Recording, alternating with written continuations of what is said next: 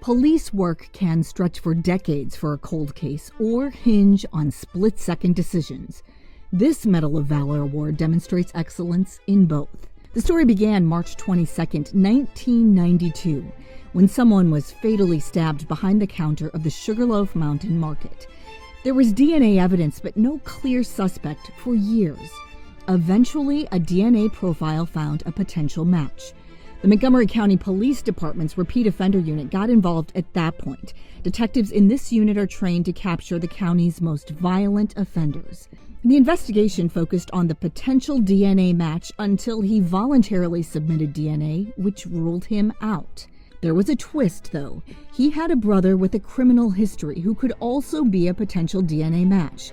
The ROU worked with the U.S. Marshal Service and Virginia Beach Police to continue working the case in Virginia. And in February 2020, the ROU went to Virginia Beach to try to locate the suspect. They got a DNA search warrant and swabbed him at his work in the morning, then put him under surveillance until testing showed the DNA was an exact match to what was found at the murder scene decades earlier. The next morning, arrest warrant in hand, officers stopped the suspect's car at a stop sign in a residential neighborhood on the way to work. At that point, they say, he pulled out a gun, aiming it at officers, then at his own head. For the next few minutes of the standoff, officers say he admitted to the crime and said he could not go to prison. When he armed himself with 2 semi-automatic guns and rotated towards detectives, 3 detectives fired and killed him.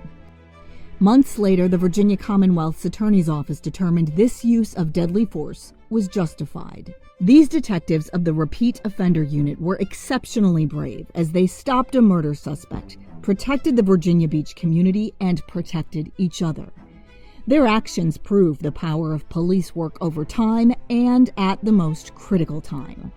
For that reason, the Medal of Valor Award is awarded to these outstanding members of the Repeat Offender Unit.